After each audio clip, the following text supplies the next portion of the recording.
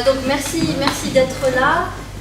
Ce soir, nous organisons une soirée qui fait partie d'un projet financé par le ministère de la Culture à Taïwan, qui est un projet donc Spotlight, qui nous a permis aujourd'hui de recevoir deux invités. Lara Momesso qui a discuté ce matin de la migration chinoise par le mariage à Taïwan. Et ce soir, on a le plaisir et l'honneur de recevoir Clément Balou, qui, comme vous le voyez sur cette belle affiche, a notamment travaillé sur les mariages, cette fois vietnamiens et taïwanais, et la migration vietnamienne, en particulier féminine, vers Taïwan. Est-ce qu'on te voit? Je sais pas. Est-ce que Fabrice? Je ne sais pas du tout. Peut-être que tu tournes le dos à une partie du public.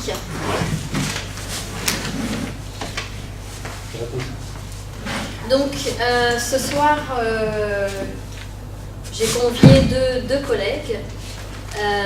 Fabrice Preya, qui est professeur de littérature dans la faculté de lettres, traduction et communication, et qui est notamment spécialiste de la bande dessinée et de la mise en image du récit, et qui va poser un certain nombre de questions à Clément Balou liées à l'image et aux couleurs et à la façon dont le récit que nous rend Clément Balou dans ses textes sont mis sous forme de bande dessinée.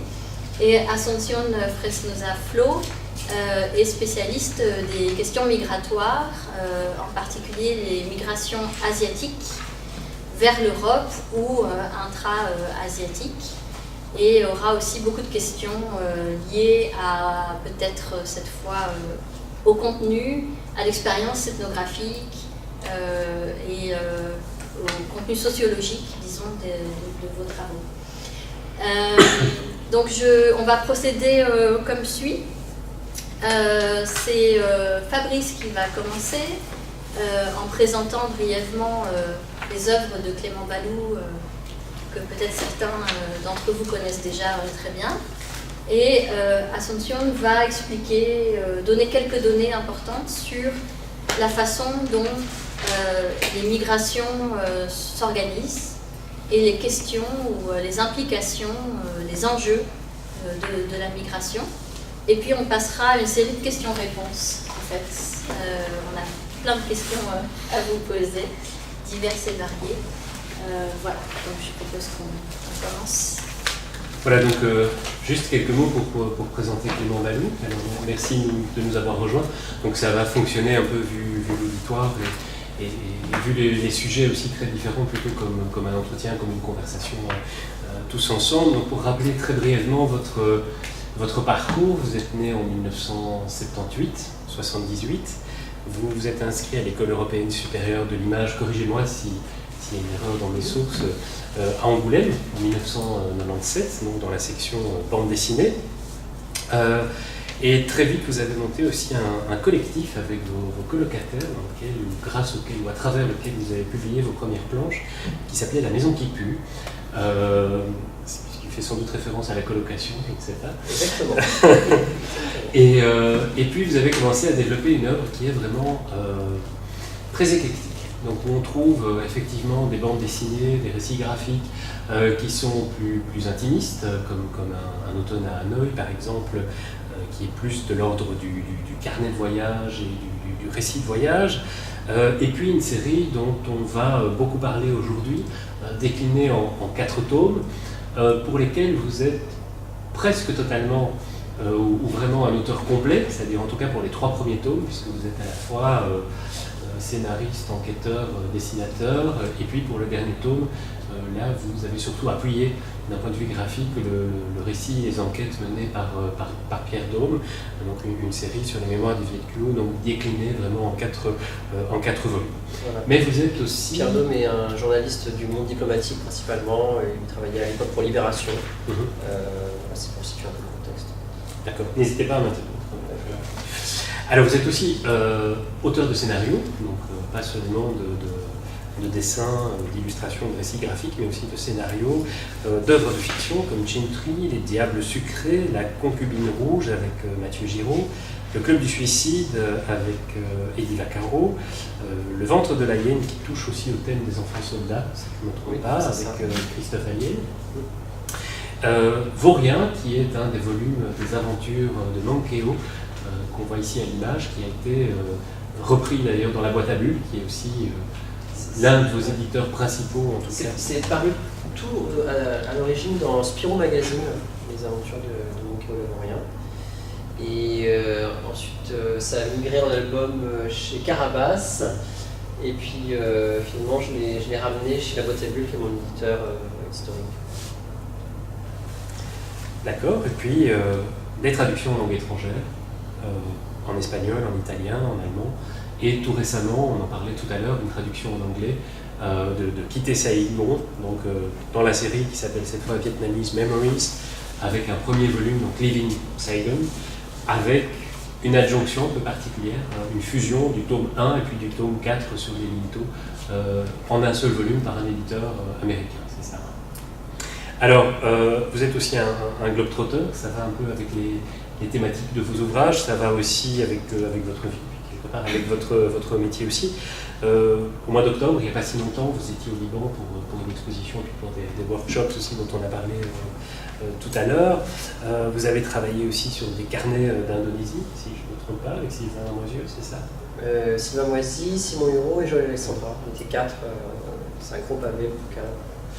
On a eu la chance d'être invité en Indonésie pour faire un carnet de voyage. Alors c'est plutôt sympathique.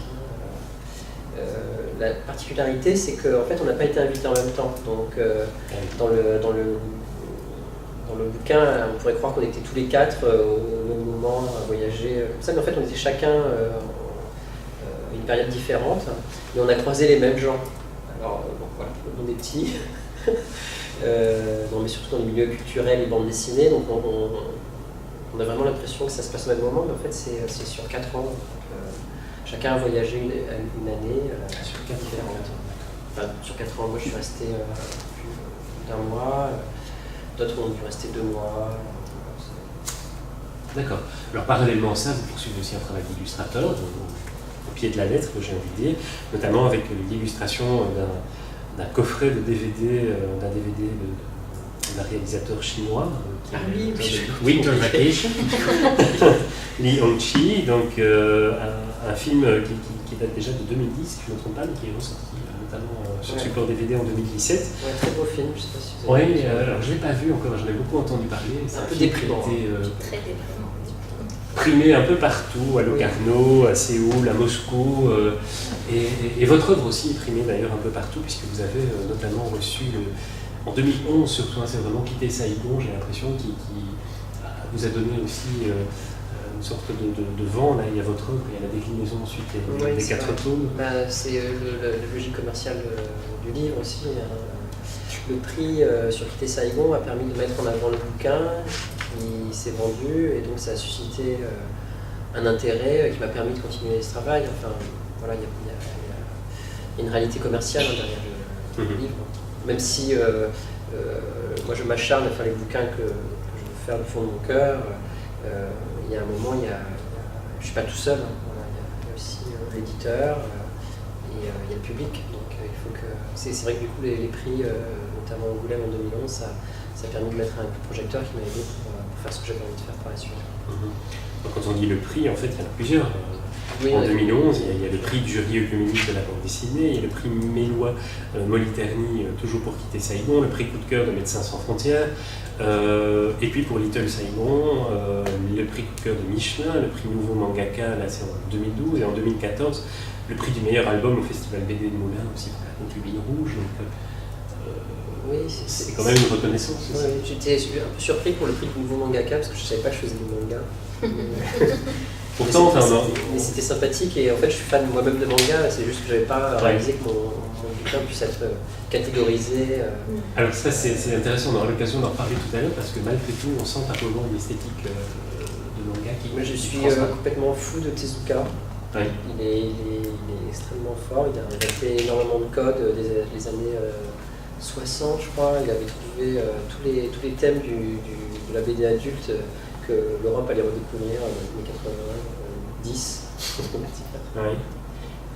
Kazuo Kamimura aussi, ou je ne sais pas si vous connaissez un peu son travail, c'est par moments dans certaines atmosphères. Oui, mais alors après, moi, dans les gros chocs du manga, il y a Tsuge, l'homme sans talent, je sais pas si ça vous parle. Oui, tout à fait. Ça a aussi une sensibilité incroyable. Enfin, bon, voilà, je lis du manga, donc forcément, j'en retire des choses qui vont après me servir dans mes propres BD. Je réutilise des choses, que j'en ai conscience ou pas. Alors, on va entrer directement maintenant avec Asuncion dans un volet plus sérieux par rapport à la thématique qui traverse les 4 volumes de mémoire. Je découvre, hein, donc... Donc, en tant que chercheur en migration provenant de l'Asie du Sud-Est, notamment Philippines et Thaïlande, c'est avec plaisir, c'était vraiment un plaisir pour moi de lire vos ouvrages. J'ai identifié, j'ai identifié 3 thématiques dans vos ouvrages sur l'immigration vietnamienne. La première thématique, c'est la diaspora. Donc, les mémoires de Viet que vous avez expliqué comme des Vietnamiens qui vivent et résident dans le pays étranger, montrent bien que les liens variés, comme les liens familiaux, émotionnels et aussi historiques, connectent bien cette population migrante avec le Vietnam et aussi avec l'empilage d'origine. Dans le monde scientifique ou dans le domaine des études sur l'immigration internationale, il y a cette question, ce qui fait le caractère diasporique d'une population migrante. Et dans vos ouvrages, vous avez démontré qu'en fait, ce sont ces liens multiples, émotionnels, familiales, qui font la population migrante vietnamienne dans le monde une véritable diaspora. Et puis la deuxième thématique que j'ai identifiée dans vos ouvrages, c'est la famille, qui joue un rôle très important avant, pendant et même après le processus migratoire des Vietnamiens. J'ai trouvé que, par exemple, dans vos ouvrages sur qui s'appelle Quitter Saigon, Little Saigon et les mariés de Taïwan, la dimension, la thématique familiale est très forte.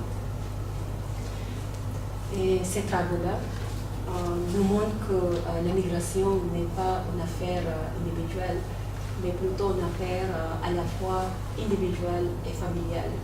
Donc, dans ce cas, vos ouvrages joignent les autres ouvrages, notamment dans le monde scientifique, les études sur l'immigration internationale provenant de l'Asie du Sud-Est, dans laquelle la famille a été bien accentuée.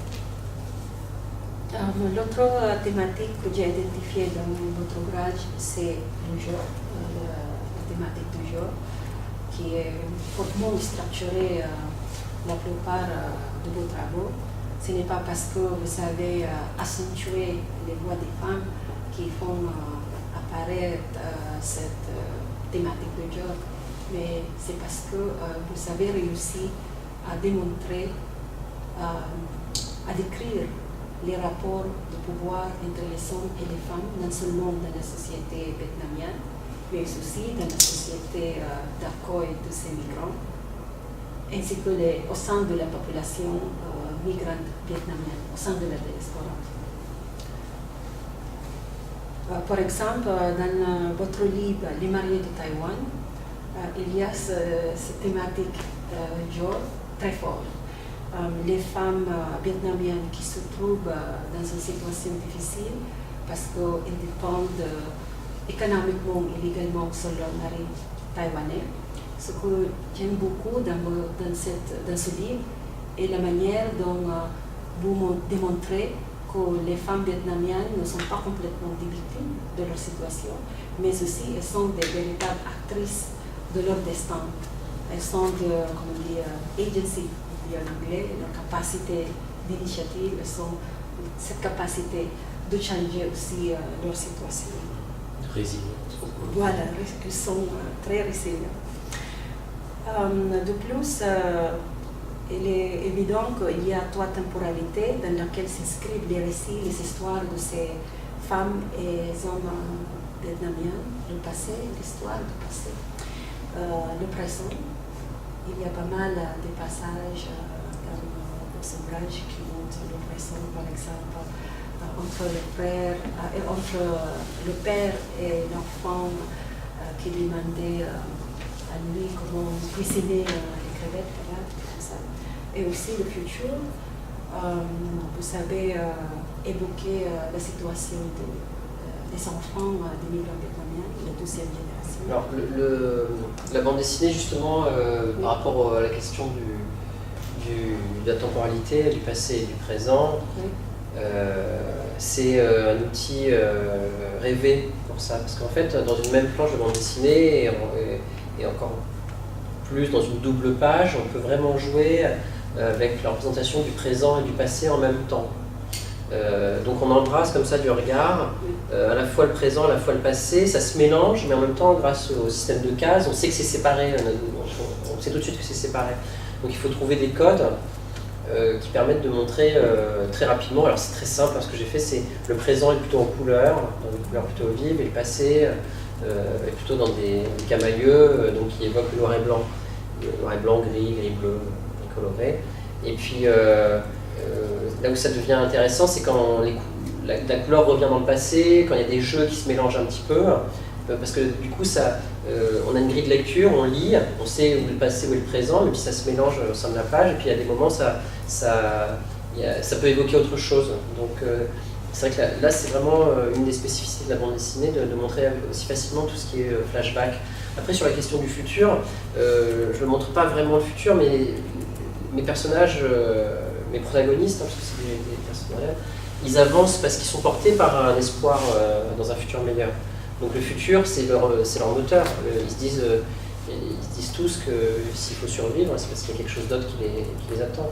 Donc voilà, après je ne montre pas vraiment le futur, c'est plutôt des jeux entre le passé et le présent, et puis de montrer à travers leur destin qu'il y a quelque chose qui les porte.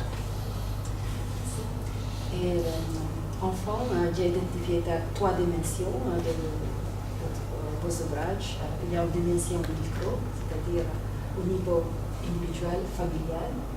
Il y a aussi la dimension méso, c'est-à-dire les réseaux transnationaux, internationaux des migrants vietnamiens, et le niveau macro, dans lequel on peut voir comment les politiques étatiques, les relations diplomatiques entre les États-nations affectent la façon de vie des Vietnamiens, des migrants vietnamiens.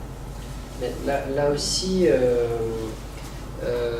c'est en rapport avec le fait de raconter une histoire en bande dessinée. Alors, je joue aussi avec ça, mais en fait, mes histoires, elles commencent toujours par quelque chose, par des détails très anodins, une recette de cuisine, quelque chose d'assez simple. Et après, en fait, c'est une porte pour aller vers un sujet plus large.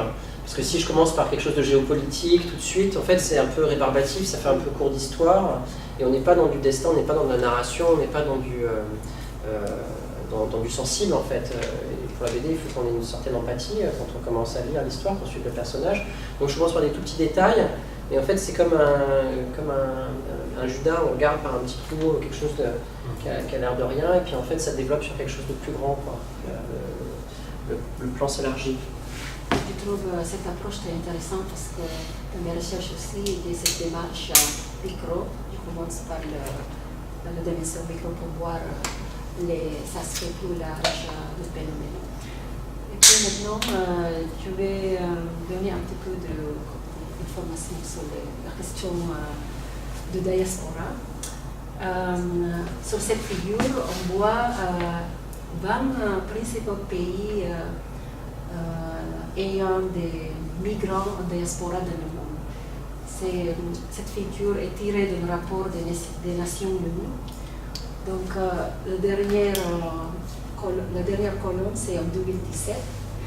Le Vietnam n'apparaît pas sur cette figure, mais les résultats d'un recensement du gouvernement vietnamien en 2012 a montré qu'il y avait environ 4 millions de migrants vietnamiens dans le monde. Donc, on peut insérer le Vietnam dans ce classement où il peut s'occuper la 6e place après le Kazakhstan. Voilà, avant le Kazakhstan, et c'est 4,1 millions de migrants en diaspora dans le monde. Et avant la Roumanie, et ces migrants, et c'est 3,6 millions de migrants en diaspora dans le monde.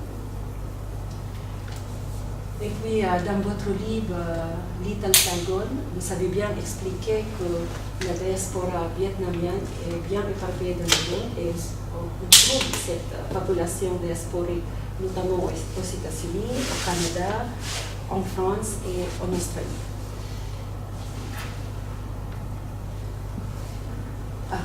Excusez-moi. Voilà.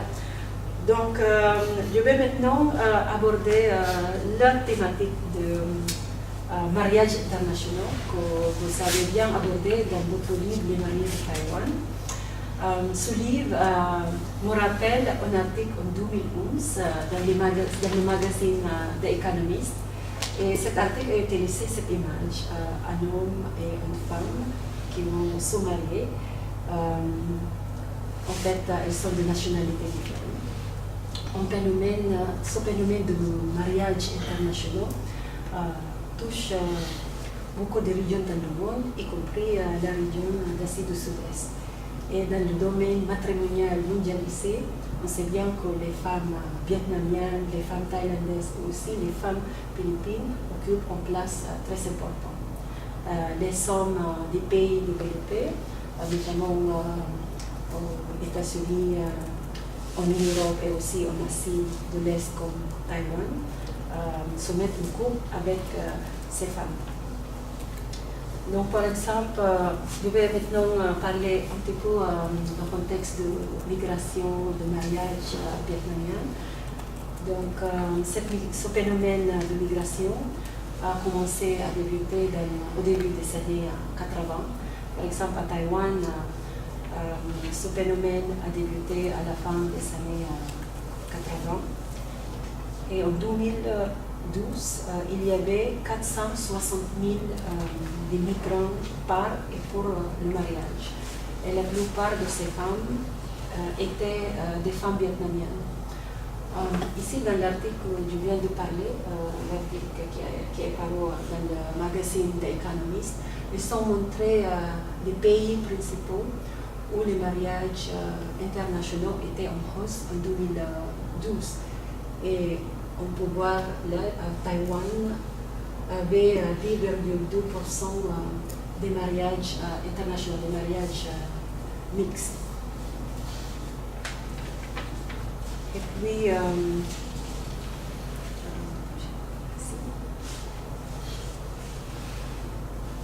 voilà. Donc, ce phénomène des mariages internationaux, surtout impliquant des femmes vietnamiennes, a attiré ces dernières années une attention sociale et scientifique grandissante.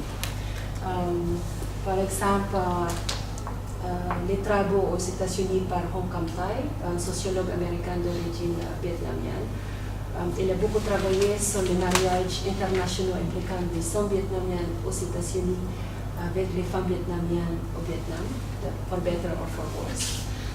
Et puis, il y a l'ouvrage de travail de Caroline Brio sur les femmes vietnamiennes en Chine.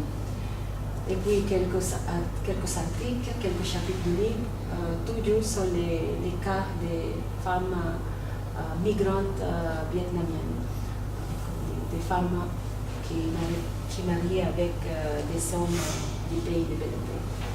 Et récemment, ce phénomène de mariage international entre les femmes vietnamiennes fait aussi une attention artistique, comme les mariés de Taïwan. Vous savez bien démontrer comment on peut aussi communiquer ou apporter des informations sur ce phénomène en utilisant la bande dessinée. Je trouve très original. Dans ce livre, Les mariés de Taïwan, votre approche sensible à la question genre et aussi à la question de classe sociale des migrants thaïlandais, vietnamiens. Donc je travaille aussi sur les migrants vietnamiens pour comparer à celle en vogue dans les domaines des études sur les migrations internationales. Je me demande, vous inspirez des travaux scientifiques sur la diaspora vietnamienne, que je viens de parler, par exemple, Better of Four Wars, Voler, Envoler, Convoler, ou simplement de l'histoire de votre famille. Quand vous adaptez cette approche genre... Bon, alors, en fait, l'histoire de ma famille, c'est plutôt quelque chose que j'ai un peu exploré à travers le début de Quitter Saigon, du premier volume. Et après, ma démarche, elle est d'aller à la rencontre des gens. Donc, je prends le costume du naïf, du candide, qui rencontre les témoins de ces différentes histoires, comme je l'ai fait aussi à Taïwan. Et je demande à ce qu'on m'explique les choses. En vérité, je me renseigne quand même avant, parce que sinon ça va être très compliqué pour moi. Hein. Donc je suis un faux candide. Je fais comme si je ne savais pas, en me disant que les témoins, les gens que je vais rencontrer, vont me livrer leur réalité, leur témoignage, et peut-être qu'il ira à l'encontre de ce que j'ai pu lire avant. Par exemple, le travail de Caroline Griot, très intéressant, mais je l'ai volé, envolé, convolé. Voilà, mais en fait, ça ne doit pas être pour moi, il ne faut pas que je sois trop imprégné des travaux des autres. Parce que sinon, forcément, il y a une sorte d'influence. Et comme de toute façon, je vais aller sur place, je vais être rempli de ce que je vais avoir sur place. Rempli des rencontres, des sensations, des mots, des gens avec qui je vais échanger. Donc, à un moment, le côté familial, parce que je me renseigne aussi du côté de ma famille en premier lieu, ensuite le côté familial ou amical, et puis après le côté documentaire. Ça me sert à préparer un peu le terrain, mais je le garde quand même. Je ne veux pas être un expert avant d'arriver. Voilà. Je le garde un petit peu de côté pour savoir à peu près où je mets les pieds, pour que si on me parle d'un lieu, d'une date, je sache à quoi on fait référence et je ne tue pas les gens à m'expliquer le B à bas, mais vraiment je reste très ouvert à l'expérience faite sur place, avec un danger, hein, c'est que les gens peuvent me mentir, ils peuvent dire ce qu'ils veulent. Ce que j'essaie d'éviter par la multiplication des rencontres. Donc au bout d'un moment, quand ça se recoupe, quand les témoignages se recoupent et se ressemblent et qu'il y a des points communs, ça ne peut plus être de l'invention. Hein. Donc ça me permet d'avoir un socle, même si je ne retranscris pas tous les témoignages dans la BD, les témoignages que je vais retranscrire, ils ont quand même ce poids d'avoir été le témoignage d'une personne, par exemple, a en fait le poids d'autres témoignages, d'autres personnes que je ne vais pas forcément montrer dans la BD. Mais c'est quand même là, c'est quand même présent. Donc ça me permet d'avoir un travail qui est quand même, je pense, assez solide au niveau des informations. Et par exemple, pour revenir sur les mariés de Taïwan, la première personne à m'avoir indiqué ce phénomène, c'est une réalisatrice de films documentaires américaine qui s'appelle Duan Hong, qui est d'origine vietnamienne, qui avait fait un film qui s'appelle Au Saigon, qui parle des derniers hélicoptères qui partent en 1975 de Saigon, quand le sud du pays tombe aux forces Viet Cong, donc les forces communistes du Nord. Donc j'avais fait un documentaire là-dessus, c'est devenu d'abord une connaissance, puis après une amie, et celle qui m'a mis en tout premier lieu sur la piste des jeunes filles vietnamiennes mariées de manière transnationale, comme ça, dans des conditions parfois terribles. Parce qu'elle-même voulait en parler, c'est un sujet auquel elle était sensible. Et moi, je ne savais pas du tout, en fait, à ce moment-là. Donc, c'est la première, cette réalisatrice de documentaire, qui m'a parlé de ça, et qui m'a dit: tu devrais aller voir en Asie, tu devrais voir ce qui se passe avec les jeunes filles vietnamiennes en Asie. Donc, ça, c'est une discussion qu'on a eue peut-être en 2010. Et donc, en 2013, j'étais à Taïwan. Donc, avant de passer la parole à mon collègue, j'ai un dernier remarque à faire. En fait, c'est le point fort que je trouve, un autre point fort que je trouve dans votre ouvrage, c'est l'accent que vous avez mis sur les voix des personnes qui font partie des groupes sociaux minoritaires comme des femmes, mais aussi des hommes qui appartiennent à la classe sociale modeste, moins privilégiée, des classes sociales défavorisées. Et j'ai une question concernant vos rencontres avec ces acteurs et ces actrices de l'éducation vietnamienne.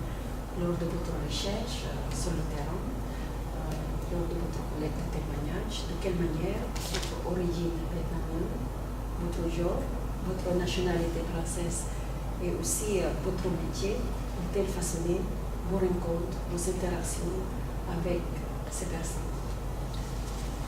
Alors,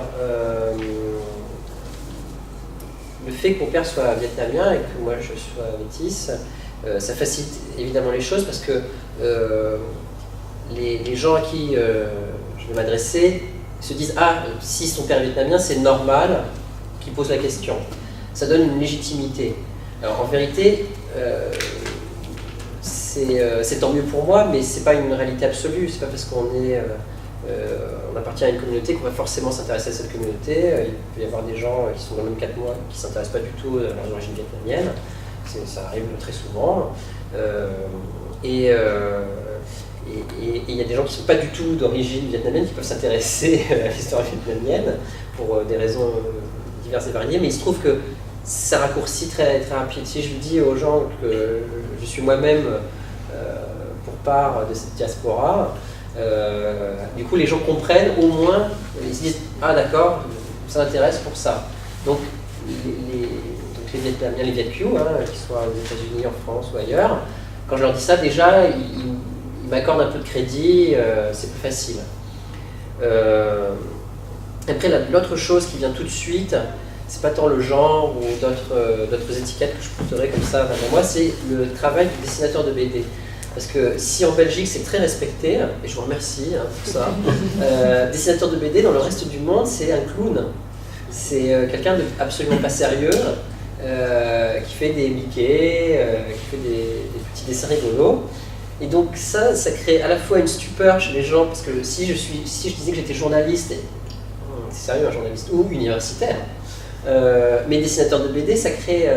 alors je le mets un petit peu dans Little Saigon, j'en parle très rapidement, mais en fait c'est quelque chose qui est récurrent. C'est les gens qui ne comprennent pas pourquoi je leur pose des questions si je suis dessinateur de BD, en quoi je vais pouvoir faire un gag avec ça. Bon, alors, effectivement je pourrais quand même faire des gags, mais c'est pas mon but. Et donc il y a cette espèce de truc un peu, bon, de toute façon il n'est pas sérieux, qui peut jouer en ma faveur, parce que des gens vont se dire: bon, c'est pas un journaliste, donc je peux dire ce que je veux. Parce que si c'est un journaliste, ils se méfient, les gens. Ils disent: oh, les journalistes, oulala. Mais un dessinateur de BD, il se dit: bon, c'est un uluberlu, quoi. Donc il me parle de manière assez franche, parce qu'il n'y a pas d'enjeu, ce que je fais n'est pas sérieux, donc c'est pas grave, ils peuvent me parler. D'autres, justement, le mauvais point, c'est quand les gens pensent que c'est vraiment pas sérieux, je suis obligé de leur expliquer, du coup, alors je montre mon travail, leur expliquer. Et là, du coup, ils se disent: ah d'accord, c'est un truc un peu artistique, c'est un peu un roman graphique. Donc ça, mais c'est aussi finalement une source de discussion. Alors que la discussion aboutisse ou pas, ça dépend hein, des cas, mais au moins ça permet d'entamer un dialogue autour de cette question de la BD ou d'être un auteur de BD. Alors, bien sûr, on a des fois de la chance. Pour Little Saigon, je suis tombé un moment sur une jeune femme philippine, et elle qui était fan de BD.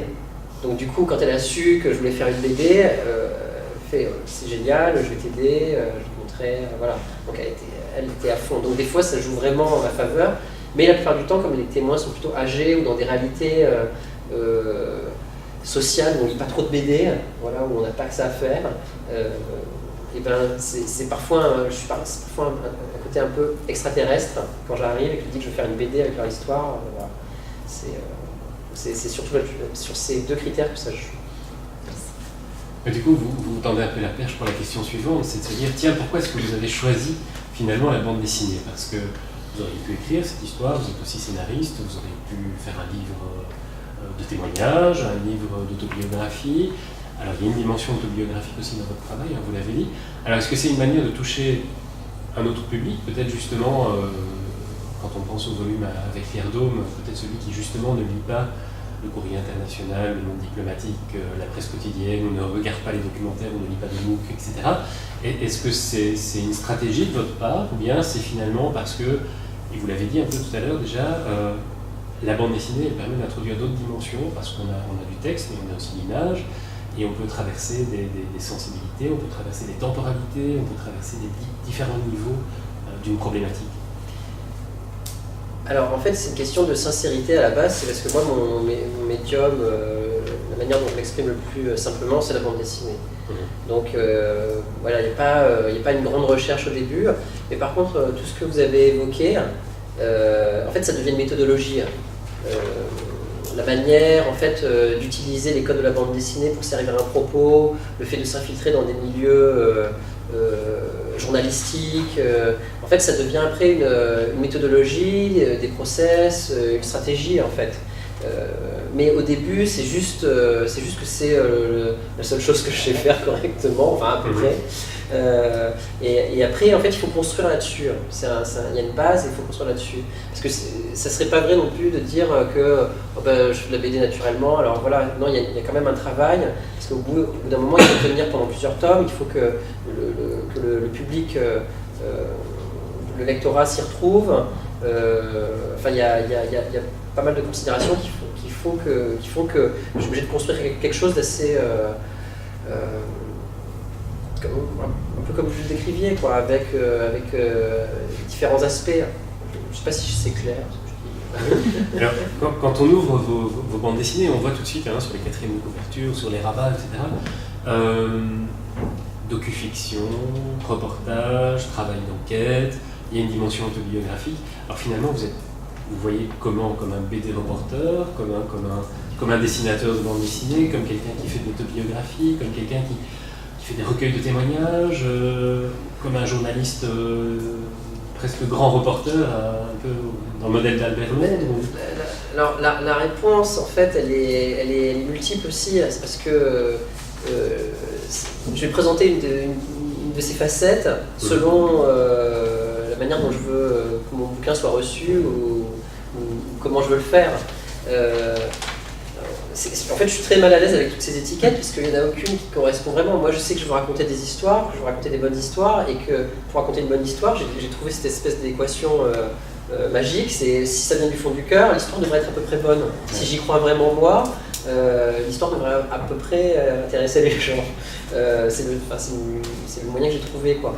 Donc après, il y a des gens, je sais que si on leur dit BD, ils vont être froids, alors que si on leur dit roman graphique, ça va les intéresser.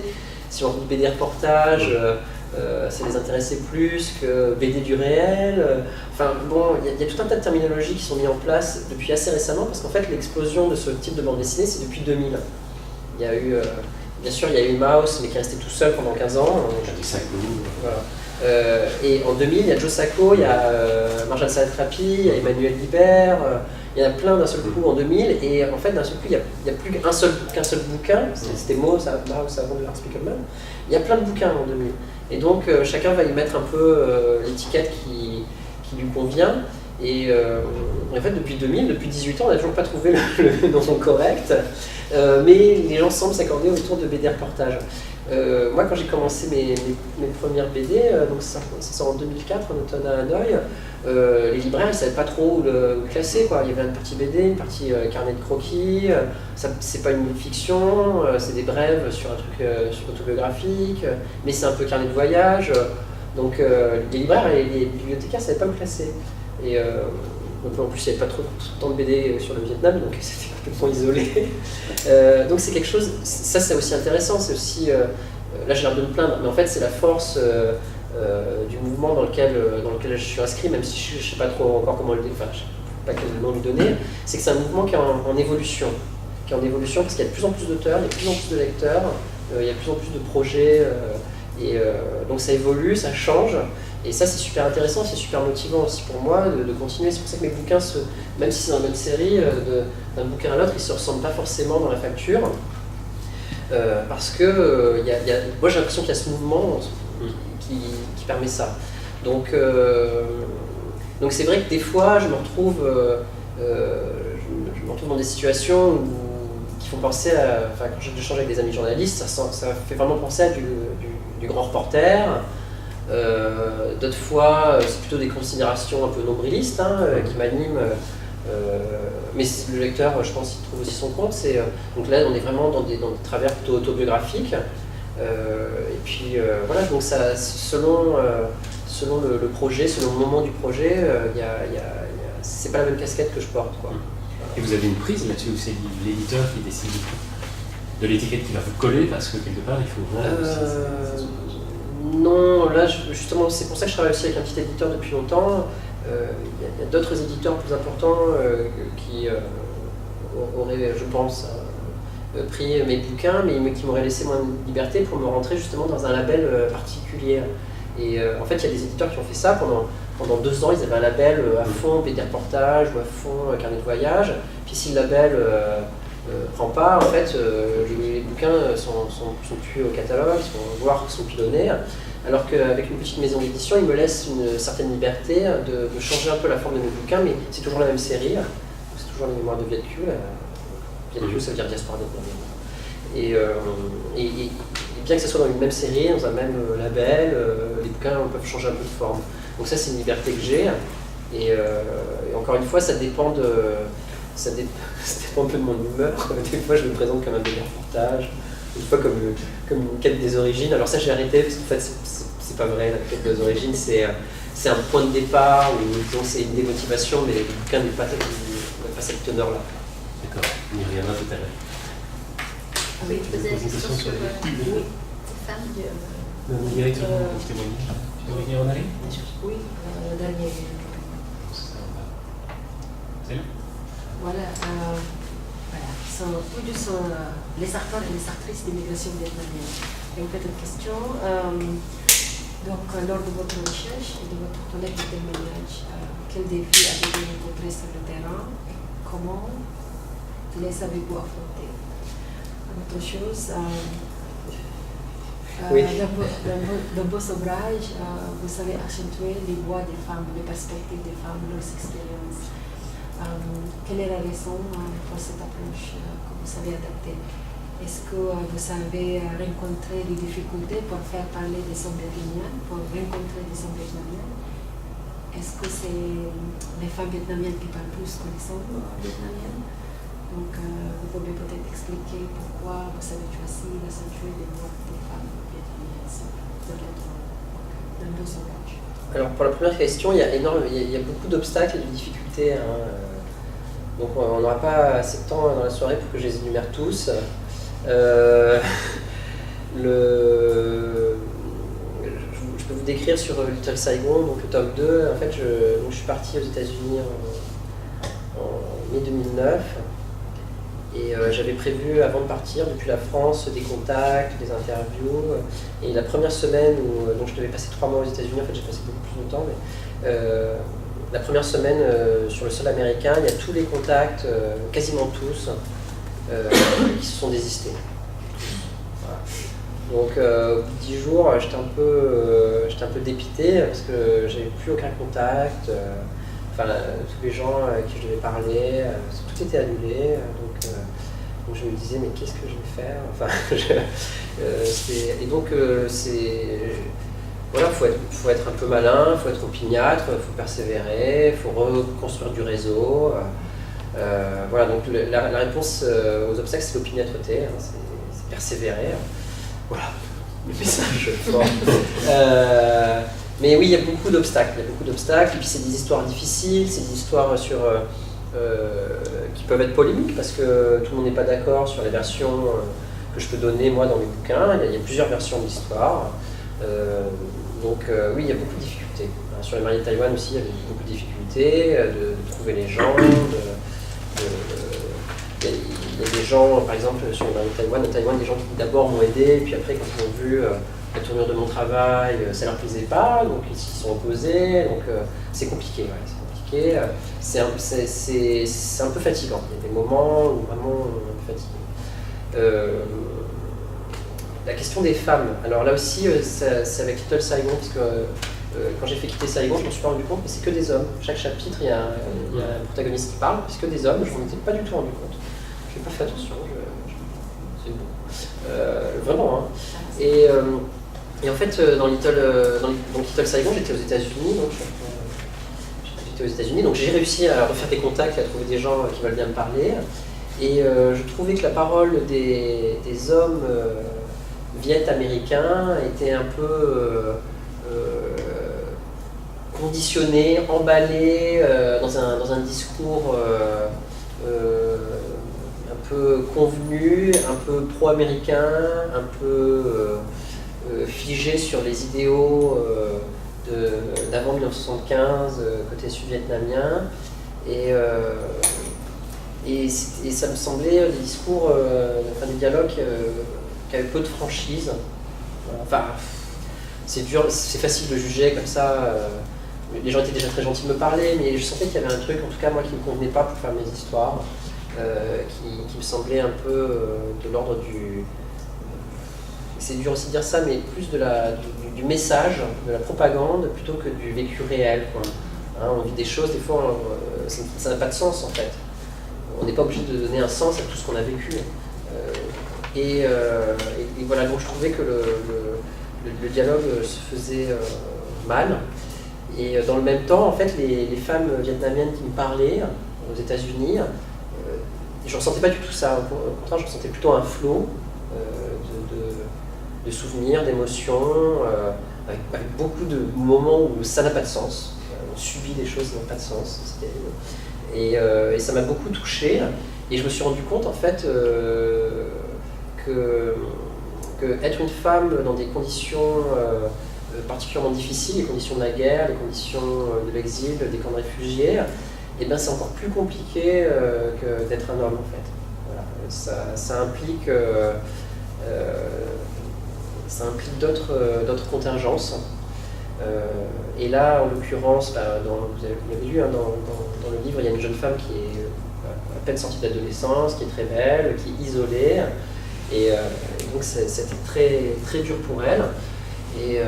Et en fait, je me suis rendu compte que je m'étais jamais vraiment mis moi-même à la place, dans ces histoires en tout cas de réfugiés, jamais mis à la place des femmes. On pense peut-être plus facilement aux enfants, on dit ah les pauvres enfants, parce qu'effectivement, les pauvres enfants qui subissent des choses pareilles, mais je n'ai pas fait forcément de distinguo entre hommes et femmes, et là ça m'a frappé. Donc à partir j'étais aux États-Unis, je prenais des interviews, et à un moment je me suis dit, mais en fait c'est ça qu'il faut que je fasse, c'est que je prenne le point de vue féminin, non pas féminin en tant que femme, mais en tant qu'humain, quoi, en tant qu'humain qui traverse des choses, quoi. Je pense que c'est plus intéressant, parce que c'est pas pour les faire reconnaître en tant que femmes, mais en tant qu'être humain qui se trouve être des femmes. Voilà, je sais pas si je vais me faire tomber dessus si. Ça peut faire le lien avec ta question suivante, justement, sur le visage humain. Oui, alors là, on va entrer un peu dans votre cuisine de journaliste, peut-être reporter, peut-être je suis dessinateur de BD. Je voulais vous demander justement quel est finalement votre rapport au portrait. Alors est-ce que c'est une manière quelque part de rendre un hommage, de rendre présent des gens, des acteurs qui ont vécu des migrations, qui ont vécu des choses difficiles? Est-ce que c'est une manière d'authentifier votre information en disant regardez ce que je vous dis, lecteur, ça existe, cette personne je l'ai rencontrée, je la dessine. Est-ce que c'est rendre quelque part un hommage personnel, ou personnaliser quelque part une histoire en se disant je ne vais pas leur donner un contenu froid, je vais leur montrer qu'il y a des gens quand même derrière tout ce qu'on peut dire, tout ce qu'on peut faire. Je voulais savoir un petit peu quelle était quelque part votre posture, votre intention, votre stratégie quand vous mettez tous ces portraits dans vos bandes dessinées. Alors là aussi, une évidence, c'est qu'en fait, pour faire mes enquêtes, j'utilise des carnets de voyage, enfin des carnets de dessin, quoi. Donc ça, c'est ma source de recueil. En fait, je note les témoignages, là, comme ça, et je fais les dessins dans les carnets. Et en fait, c'est des portraits, quoi. Ouais. Je suis en face des gens, ils parlent, et c'est des portraits des gens. Là, c'est au marché, la personne est en train de travailler. Donc, c'est des portraits. Et alors, pour tous mes bouquins, c'est comme ça. Je suis en face des gens et je dessine en même temps que je leur parle, je les dessine. Donc, soit comme ça, de front, autour d'une table. Donc, c'est toujours, c'est vraiment le point de départ. Donc, il y a une logique après, est-ce que je le remette dans le bouquin?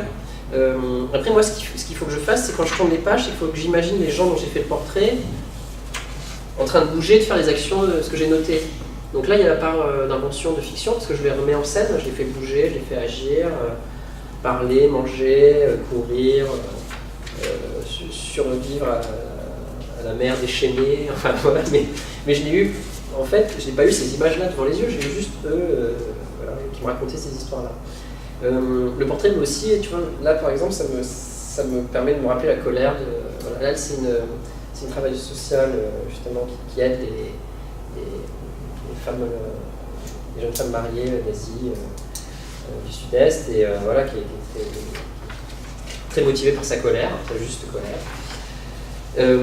Et après, justement dans les mariés de Taïwan, là où c'est un peu spécifique, c'est que dans les autres bouquins, je l'ai fait assez naturellement. On commence par le portrait, puis après on voit le personnage agir. Dans les mariés de Taïwan, en fait, l'histoire principale est une fiction, c'est refictionnalisé. Je vais réinventer une histoire, tous les éléments sont vrais, mais remis bout à bout, donc une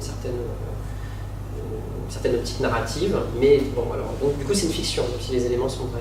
Et j'étais gêné avec cette histoire de fiction, parce que je me dis, mais c'est quand même vrai, donc j'avais envie de raccrocher mon lecteur à de la réalité. Donc dans le bouquin, vous verrez, vous pourrez feuilleter, il y a ces pages-là qui sont reproduites, donc il y a des pages de BD avec de la couleur, et puis il y a des pages comme ça, en noir et blanc. On a des images après justement, parce voilà. que c'était une question suivante. Pour redire qu'il y a des gens derrière, en fait, qu'il y a une réalité. Alors c'était un pari, parce que je savais pas trop si j'avais peur que ça sorte. Je me disais, est-ce que le lecteur va être sorti de l'histoire, parce que d'un seul coup on le coupe, ou est-ce que. Enfin, comment il va réagir? Je sais jamais comment va réagir le lecteur. Je ne sais même pas s'il va y avoir un lecteur. Donc, alors, Inch'Allah. C'est marrant, je vais peut-être amener la dia justement un peu plus loin. Voilà, c'est ici. Donc on voit donc sur cette double page à gauche, effectivement, une personne réelle avec un témoignage, et puis en face, la fiction en plus avec des personnages qui sont identifiés à des animaux. Alors moi, comme lecteur, mon impression, ça n'a pas été d'être bloqué dans la lecture. Par moments, oui, parce que c'est vrai que ça fait une pause. Oui. Ouais. La preuve de l'image. Voilà, je n'ai pas menti. Ça fait une pause dans le récit, mais en même temps, la réflexion que je me suis faite, c'est que je me suis dit, tiens, tout à coup, l'auteur est mal à l'aise avec le fait d'utiliser de la fiction, et où il a du mal à quitter quelque part la fidélité au témoignage, et donc il essaye de tenir la tension entre les deux, tension donc au terme de tendu, et de garder quand même un peu de témoignage, tout en le glissant dans la fiction, et pour montrer, regardez, ça existe vraiment, c'est pas juste quelque chose d'inventé. Oui, il y a de ça, Après, ça c'est vrai, c'est une angoisse quoi.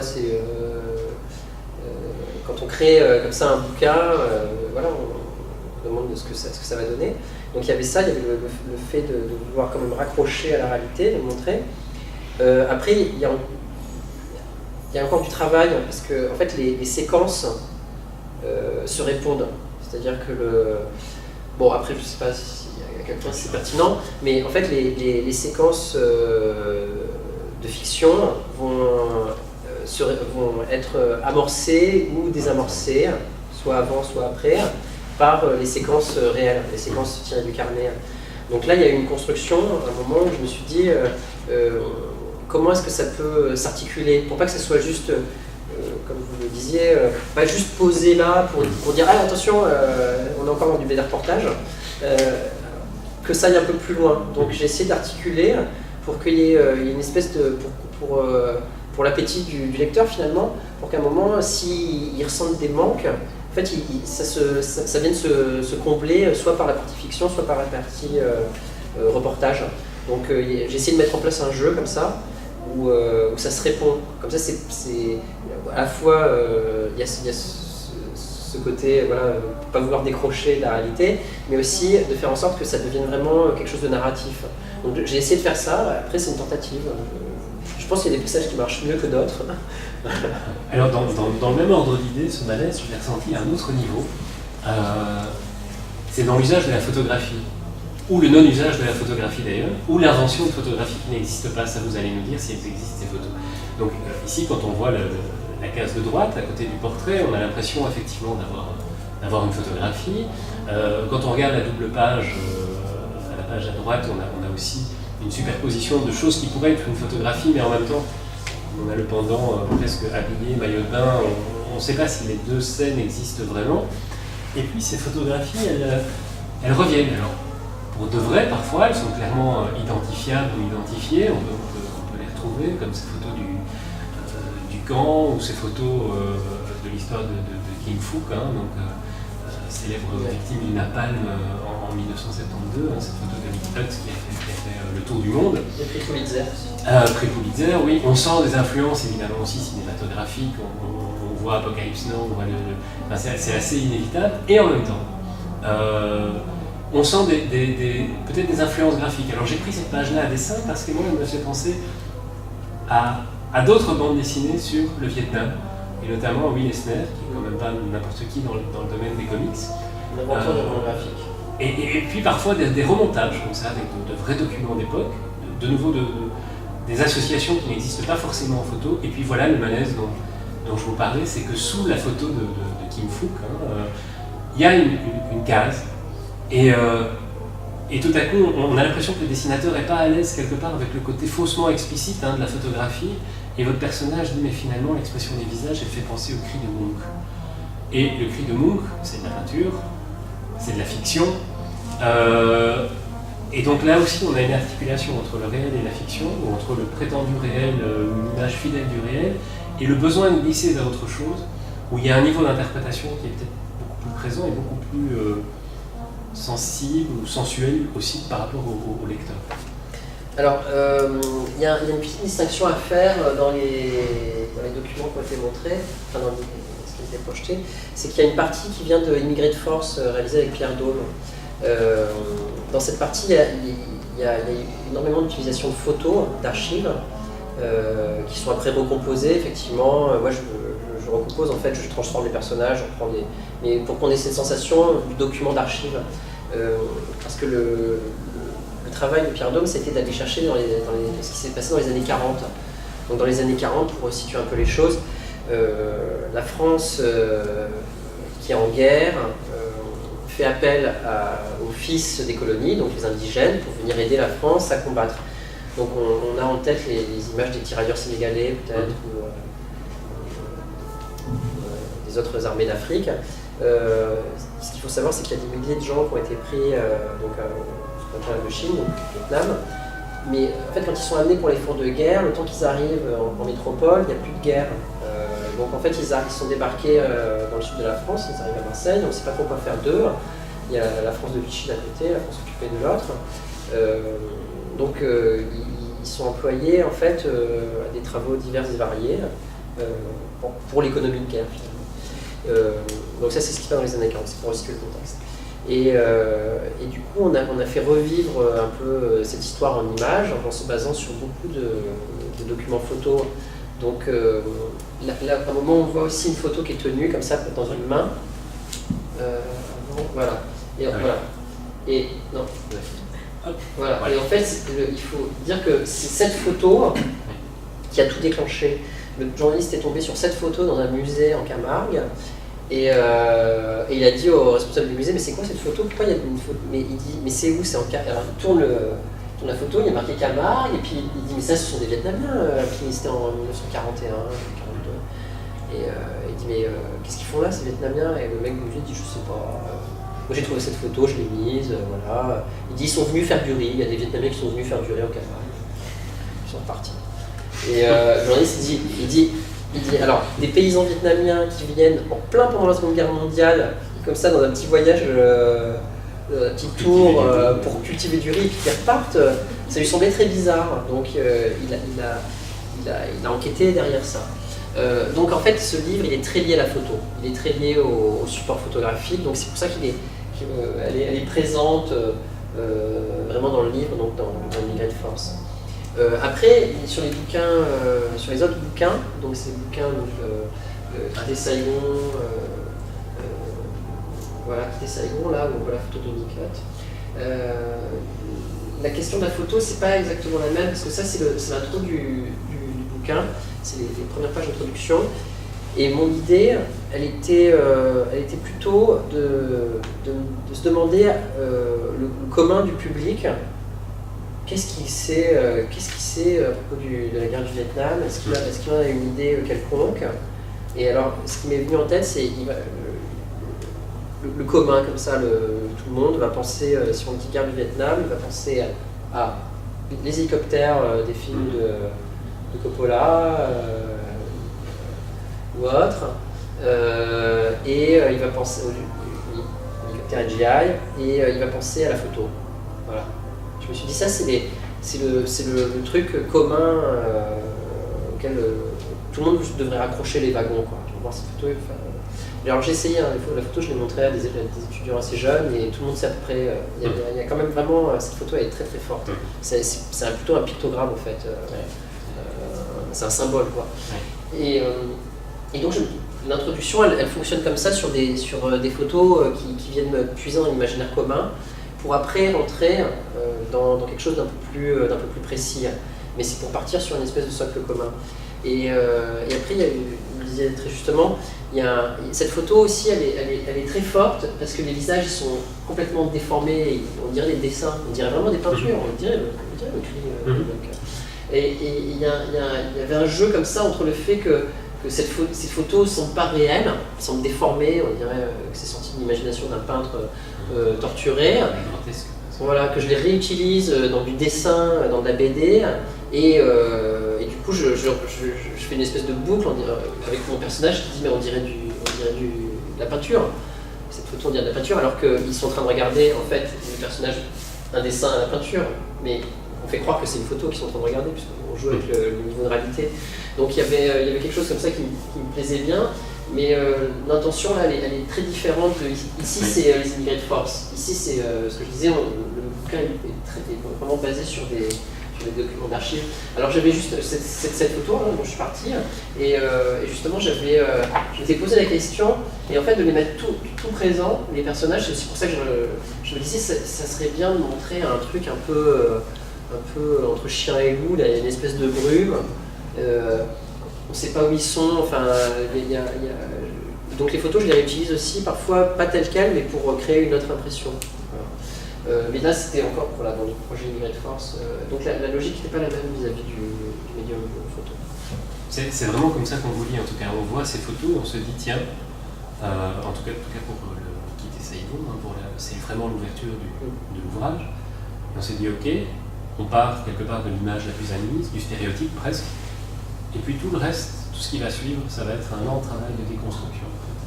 Et c'est un peu comme ça, j'ai l'impression que votre lecteur voyage finalement avec vous. Il y a un peu de ça parce qu'il y a d'autres lieux communs sur l'immigration vietnamienne et la guerre. Alors, donc j'essaye de montrer un peu d'autres choses, mais de ne pas faire comme si ça n'existait pas, ces lieux communs, parce qu'en fait, ils ont aussi une certaine réalité. Alors je prends un exemple, le lieu commun, là, du coup, ça va sembler être un mot un peu... les boat people, c'est un terme qu'on utilise aujourd'hui avec ce qui se passe en Méditerranée, mais les boat people, le terme est inventé à la base en 1975, quand les gens fuient massivement le Vietnam, la guerre est finie, le Nord a gagné, les gens du Sud s'enfuient, et ils sont sur des bateaux plus ou moins pourris, et donc ils dérivent en mer, et ils prennent tous les risques pour s'enfuir. Donc ça, c'est les boat people. L'image est très forte, ça représente énormément, c'est beaucoup de gens qui ont été touchés par ça, c'est un vrai événement historique. Cependant, quand on est en France et qu'on est vietnamien, pendant longtemps, j'ai l'impression que ça change un peu, mais c'est parce qu'on oublie. Mais pendant longtemps, si on était vietnamien, c'est qu'on était boat people. Mais en fait, l'immigration vietnamienne, à cause de la guerre, elle a commencé dans les années, fin des années 40, en fait. Surtout en 54, la fin de l'Indochine, 56, mais 54 c'est bien le fou. Voilà, à partir de là, ça commence déjà. Donc en fait, l'immigration vietnamienne, elle dure 30 ans en gros. Et les boat people, c'est 5 ans sur 30 ans d'immigration. Donc beaucoup de gens en fait sont ramenés en tant que vietnamiens à être des boat people dans la vision des Français, voilà. Alors qu'en fait, il y a proportionnellement, en pourcentage, il y a plus de chances qu'ils soient plutôt venus dans un bateau normal, dans un avion. Voilà. Donc il y a aussi cette... même si c'est vrai, en fait, il y a un moment, il faut déconstruire un peu pour reconstruire en étant... Enfin, j'essaye d'être un peu plus pédagogue, mais voilà, après, je parle aussi des boat people parce que c'est aussi... Je ne sais pas dire pédagogue parce que je trouve que ça a un côté un peu vertical comme ça.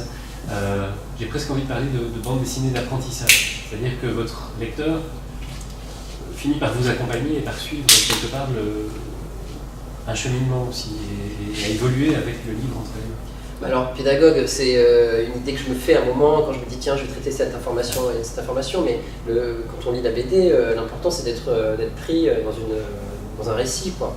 Sinon, ça n'intéresserait que les spécialistes. Voilà, donc l'idée c'est quand même d'avoir un souffle un peu... je veux pas être lacanien, mais vous parliez tout à l'heure de jouer au Candide ou au faux Candide, et Candide c'est un peu un roman d'apprentissage à l'envers, donc, oui, c'est ça. Donc quelque part ici, vous reconstruisez ou vous déconstruisez, donc on refait effectivement, vous refaites en réalisant cette bande dessinée, le chemin à l'envers et le lecteur part avec vous. Oui, alors après, on peut aussi, ça peut aussi être un reproche fait à mes bouquins, c'est certains connaissent déjà, en fait il y a des gens qui connaissent déjà l'histoire et donc ils ont envie de rentrer tout de suite, de ne pas être pris par la main, mais de rentrer tout de suite dans les détails, dans des propos plus compliqués en fait. Alors ça arrive, mais au début je commence toujours par quelque chose de simple pour guider un petit peu le lecteur. Et quoi de plus simple que la nourriture, mais c'était une prochaine question, c'est ça? Non, la prochaine question c'est sur le métissage. Alors on sent très fort justement à vous lire un métissage graphique, ce que j'ai appelé un métissage graphique, c'est-à-dire qu'on sent des influences effectivement très orientales et des influences très occidentales, et les deux jouent ensemble et arrivent à dialoguer. Alors je ne sais pas si dans les références que j'ai faites, je me suis trompé, si c'est de l'inconscient ou du conscient, ça vous allez me le dire. Mais justement, alors ici, ça joue très bien, je veux dire, les prisons de Piranèse pour évoquer le quotidien de cette femme mariée qui vit dans une véritable prison au quotidien et qui est dans un univers complètement clos. Et puis il y a des choses qui sont plus... qui interrogent beaucoup plus le lecteur. Et puis on voit aussi les traditions orientales qui sont bien présentes là aussi au niveau graphique. Alors, ça interroge évidemment le rapport à la fiction et le rapport au lecteur. Est-ce que quelque part la fiction, ça ne permet pas de jouer sur la participation du lecteur? C'est-à-dire qu'au lieu d'avoir quelqu'un qui va lire un documentaire qui finalement va être assez peu ému, là vous le plongez, vous le choquez par une image et quelque part vous parliez de cœur tout à l'heure, mais vous allez effectivement l'atteindre au cœur, au sensible, au visible, mais aussi au sensuel, au ressenti. Et cette image est assez forte, je trouve, ce tableau de Fuseli qui est repris, parce que c'est une image aussi très ambiguë. On joue sur de l'érotisme. Le tableau s'appelle Le Cauchemar, la vie de l'héroïne est un véritable cauchemar. En même temps, là, la référence à l'héroïne, elle est là, mais sans être là, parce que c'est votre cauchemar, ou le cauchemar du narrateur en tout cas, qui peut-être est un peu un double, un alter ego pour vous dans la fiction. Il y a des connotations sexuelles qui sont très fortes, qui sont visibles, à côté à la monstruosité, fantastique aussi. Oui, puis ça se passe dans le lit. Hein. Donc, voilà. Donc, est-ce que finalement, c'est pas une manière, quelque part, j'allais dire consommer, mais j'aime pas ce mot, mais en tout cas, d'appréhender une réalité d'une manière qui est beaucoup plus riche, vous en parliez déjà un petit peu tantôt, justement, par ses aspects graphiques et par la bande dessinée, que vous n'auriez pas, comme effet, vous n'auriez pas les mêmes effets avec un article dans le monde diplomatique. Alors, évidemment, je ne peux que souscrire. Si on revient en arrière, alors en fait, Piranesi, oui, et Cher aussi. Et on peut revenir encore en arrière. Vous avez une autre image ou pas? Vous n'avez pas une image? Non, non. Peut-être après Après. Oui, voilà, celle-là. Voilà. En fait, juste pour le détail, là, le dragon, là, ça vous évoque rien? Regardez bien le dragon. C'est le logo de Air Asia, en fait, qui est sur les clubs. J'allais dire, c'est le dragon qui apparaît au début des films chinois pour dire qu'ils ont été validés par l'État. Alors, c'est peut-être le même, hein, mais en fait, moi, c'est vraiment le... C'est le même dragon. C'est vraiment le logo du dragon, quoi. Le logo de la compagnie aérienne, c'est ce dragon-là. Donc, je me suis amusé, parce qu'en fait, là, c'est un moment où elle prend l'avion, donc symboliquement, comme c'était dur pour elle de prendre l'avion, elle se fait arracher comme ça par un dragon. En fait, je me dis, il y a un matériau qui est là, qui existe, qui est l'histoire de l'art, plein de choses qui me plaisent bien. Les monstres là, en fait, ça vient. En fait, c'est assez clair, hein, c'est dans les temples. J'ai vu à Taïwan, il y a énormément de temples magnifiques avec plein de représentations de dieux et de démons divers et variés, c'est fabuleux. Et en fait, du coup, j'ai juste repris pour mon casting de personnages, je les ai rattrapés là, comme ça, je les ai dessinés, et après ça devient les personnages dans la BD.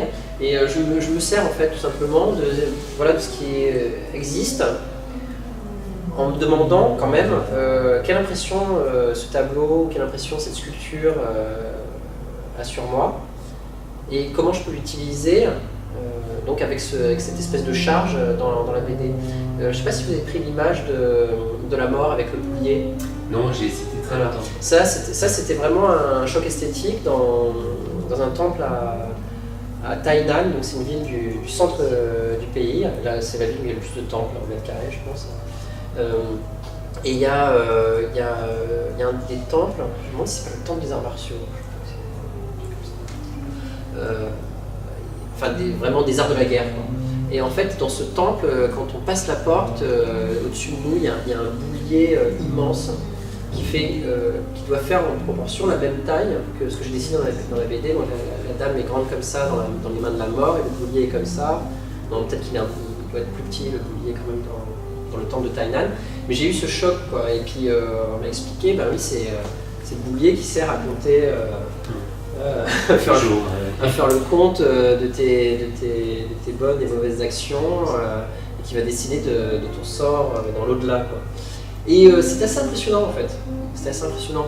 Donc là c'était un choc esthétique et je me suis dit voilà, ça m'a marqué. Au moment de faire mon histoire, je me dis je réutilise ce boulier donc géant, elle est face à ce boulier géant et donc la mort compte.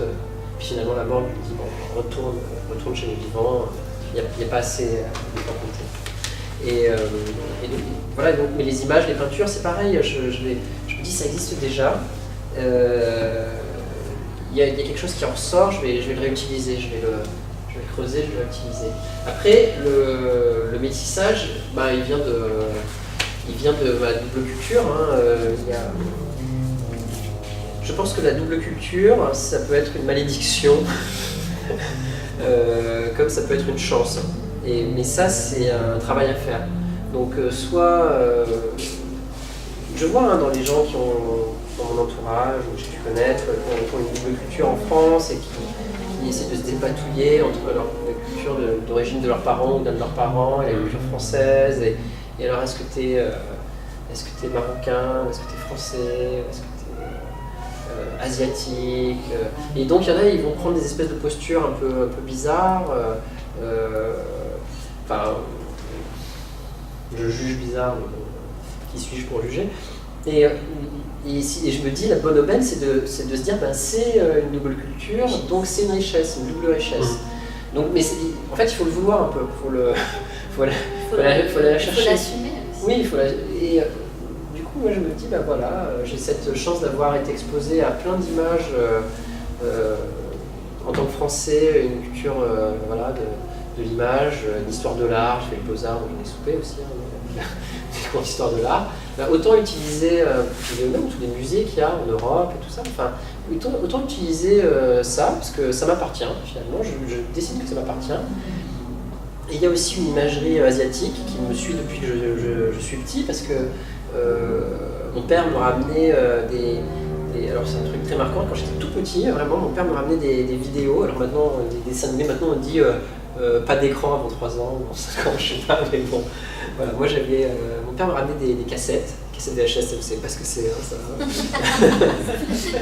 Et je sais pas comment il avait fait, mais il s'était débrouillé pour trouver des dessins animés du roi singe, des dessins animés chinois, que lui-même avait vu au Vietnam, donc il me ramenait des dessins animés, mais je sais pas comment il faisait pour trouver ça, c'était des vendeurs chinois, des cassettes pirates.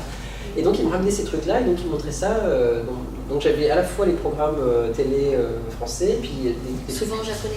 Oui, mais pas les mêmes que ce que me rapportait mon père. Oui. Et donc j'ai vu une espèce d'imagerie comme ça. Je réutilise aussi le crapaud dans le marié de Taïwan. Le crapaud, c'est quelque chose qu'on a souvent dans les foyers vietnamiens. C'est un crapaud à 3 pattes. C'est un crapaud à 3 pattes qui a une piastre, donc une pièce dans la bouche, et on met ça sur les autels.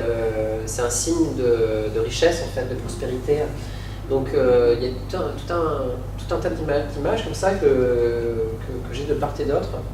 Et voilà, donc j'ai décidé d'en faire une richesse et de les utiliser, d'aller me servir quand j'en avais besoin.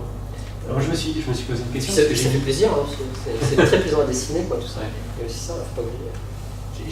En vous lisant, j'ai mis un peu votre parcours aussi en parallèle avec celui d'un dessinateur dont on parlait tout à l'heure, que vous connaissez, qui est Renaud Dehaene, qui est un dessinateur belge. Et même, entre guillemets, parcours, hein, c'est des choses très différentes, mais il a réalisé un reportage pour le MOOC 21 sur la culture le trafic du hashish, etc. au Maroc. Et puis, tout à coup, il a côtoyé là toute une série de réalités. Et il est sorti du reportage graphique, du BD reportage, pour tout à coup faire une fiction qui s'appelle Soraya, sur le destin de ces femmes marocaines qui sont arrachées à leur campagne pour aller travailler comme petites bonnes dans les familles des villes, où elles sont maltraitées, esclaves, voire esclaves sexuelles, etc. Et là aussi, il y a eu besoin de passer par la fiction. Alors est-ce que c'est parce qu'on se sent à l'étroit dans le reportage? Est-ce que c'est parce que ça permet d'entrer dans une intimité à laquelle on n'a pas forcément accès quand on a un entretien avec les gens? Est-ce que vous avez ressenti ça aussi? Moi je parlerais de distance en fait, parce que l'intimité, les filles que j'ai rencontrées, les femmes que j'ai rencontrées, elles m'ont raconté tout, elles m'ont raconté des détails de leur vie très intimes, donc c'est pas le problème j'aurais pu les redessiner avec leur tête dans ces situations-là. J'ai entendu les histoires. Voilà. Non, c'est plutôt prendre pour moi, c'était aussi un peu me mettre à l'abri, à prendre une distance. Parce que quand on dessine, je sais pas si vous avez remarqué ou si vous dessinez, mais le personnage il est en colère, alors il est comme ça sur la feuille, après il rigole, alors on est là. On adopte un peu, on les vit, les émotions. Et le fait de faire une fiction sur quelque chose, sur un sujet actuel, quand j'étais en train de faire les plans, je me disais, les filles, elles sont toujours en train, je dis filles, bon, c'est pas péjoratif, c'est que souvent elles étaient jeunes, en tout cas quand leur histoire de mariage transnational a commencé. Et je me disais, elles m'ont vécu ça, enfin c'est... Donc le fait de dessiner un personnage de fiction qui n'existe pas, même si voilà, c'est très ancré dans le réel, ça permettait d'avoir une petite distance et voilà, d'avoir, je sais pas si c'est de la pudeur ou si c'est une forme de protection pour moi, aussi peut-être pour le lecteur, pour pas que ce soit trop frontal.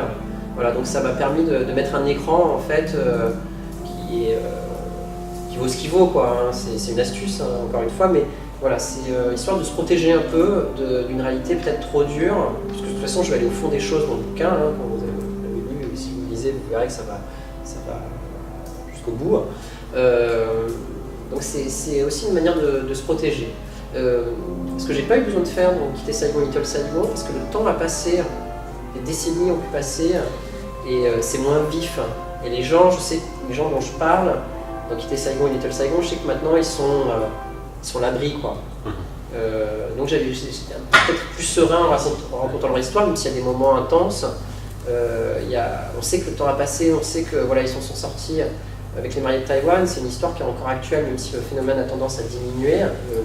Le nombre de mariages de jeunes femmes vietnamiennes à Taïwan est en train de diminuer, parce qu'il y a des garde-fous, il y a des lois, il y a des réactions institutionnelles, gouvernementales qui pensent que c'est pas une bonne chose, ou du moins qui essayent d'accompagner quand c'est fait. Donc c'est en train de se limiter, mais ça existe toujours. Donc là aussi ça peut être éprouvant. Voilà. Donc une distance, c'est pas plus mal, une petite distance. Alors, avant de passer, je vais sauter quelques questions, mais juste revenir sur ce problème de tradition, et puis je passerai la parole à mes collègues. En même temps, vous êtes un grand manipulateur, j'ai envie de dire, parce que on sent toute une série de traditions. Donc là, on sent du manga, on sent des influences des estampes japonaises, des ukiyo-e, on sent aussi une influence du cinéma. On a l'impression de retrouver ces images, mais en même temps, entre ce que vous en faites, parce qu'on est là dans une scène de viol quand même, hein, à l'intérieur des maris de Taïwan, qui est une scène quand même très violente, et l'arrière-fond que l'on retrouve derrière, on a de nouveau cette idée dont on parlait tout à l'heure de déconstruction. C'est-à-dire, tiens, on va donner au lecteur une image qu'il connaît, mais en même temps, il y a un malaise qui va s'instaurer parce qu'on n'est plus dans le même contexte. Hein. Dans le cas de l'Empire des Sens, on est dans une violence qui est acceptée, qui est partagée, qui est recherchée, tandis que dans votre volume, c'est une violence qui est imposée à une femme qui n'est pas désirée. Et donc, est-ce qu'il y a cette volonté, quelque part, de désarçonner un peu le lecteur et forcément de le rendre actif parce qu'il devient lui aussi producteur de sens, c'est-à-dire que vous ne lui donnez pas toutes les clés, mais en même temps, je ne vais pas dire que vous lui en envoyez plein la figure, mais voilà, et à lui, quelque part, de reconstruire, de manipuler. Oui, alors le désarçonner le lecteur, oui, effectivement, c'est quelque chose qu'il faut bousculer le lecteur pour qu'il soit pris dans l'histoire et puis qui réagissent, quoi. Après, la convocation des images, là, elle est plutôt de l'ordre de la conscience, parce que c'est bien entendu des images que je connais, et en fait qui construisent ma propre bibliothèque interne, voilà, d'images. Donc c'est des images que je connais, et là, autant pour Nightmare de Fuseli, le cauchemar de Fuseli, c'est vraiment une volonté assumée, autant là, c'est plutôt que c'est des images que j'ai en moi, donc j'utilise cette base-là pour faire mes dessins et pour représenter les choses. C'est beaucoup moins une volonté que quand je travaille sur les représentations dont on a parlé tout à l'heure. En fait, c'est même souvent un problème. Je tourne souvent le storyboard plusieurs fois, donc les croquis préparatoires, parce que je ne sais jamais trop comment le montrer. Et la question, elle est faut-il montrer ou pas, comment montrer, donc utiliser les hors-champs, encore une fois, pour ne pas être trop frontal, mais quand même montrer les choses pour qu'on sache de quoi on parle. Et en fait, j'ai toujours... je suis jamais vraiment sûr de comment montrer les scènes justement les plus dures, mais j'ai cette conviction qu'il faut le montrer, qu'il faut aller au bout des choses. Et j'ai eu une discussion donc au Liban avec un écrivain, et il me disait mais il faut absolument montrer toutes les choses les pires. Et c'est justifié parce qu'au Liban ils ont vécu toutes les choses pires. Enfin, c'est terrible la situation au Liban, hein, guerre intestine et puis poussés par les pays. Donc ils ont tous des drames horribles dans leur entourage, dans leur famille. Enfin bon voilà, c'est quelque chose de très chargé. Et il disait, mais si tu ne montres pas, les gens ne comprennent pas, quoi. Donc il faut... ça m'a un peu renforcé dans cette idée qu'il ne faut pas faire semblant. Donc il y a un moment, il faut montrer les choses. Et la seule question, c'est... pour moi, c'est garder la sincérité et l'empathie pour justement pas que ça devienne trop esthétisant, que ça bascule du côté esthétisant. Mais il faut le montrer quand même. Voilà. Donc après, je fais avec ce que je peux, avec les ressources, encore une fois, la bibliothèque mentale, la pinacothèque, la ressource d'image mentale que j'ai. Je pense qu'on va juste les 2 dernières questions. Juste une question. Quel conseil pourriez-vous donner à des chercheurs en sciences sociales comme Fabrice, dans les 5 mois, qui décideraient d'utiliser son moyen de communiquer les résultats de nos recherches, par exemple, à travers les bandes dessinées? Est-ce qu'il y a des douces et don'ts, des choses qu'on peut faire? Il faut savoir dessiner déjà. Oui, alors, Oui.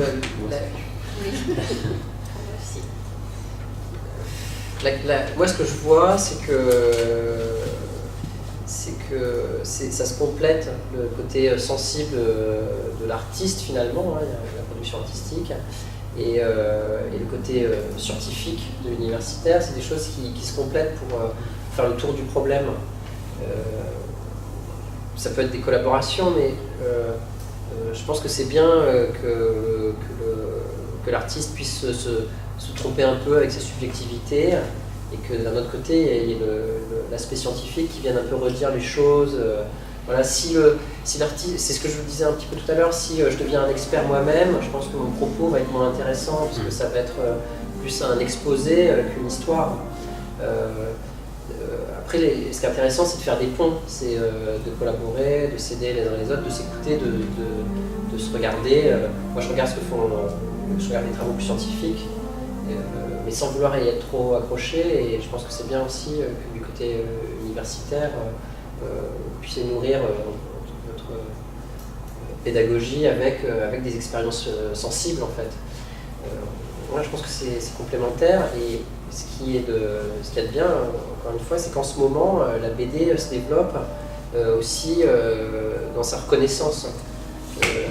Aujourd'hui, j'en parlais tout à l'heure, Fabrice, j'étais invité dans plusieurs universités à travers le monde, surtout aux États-Unis, où la bande dessinée est considérée comme un témoignage parmi d'autres tout à fait valable, avec ses spécificités, et ces spécificités peuvent apporter des éclairages justement sur certains points que d'autres médiums ou d'autres approches ne pourront pas rendre.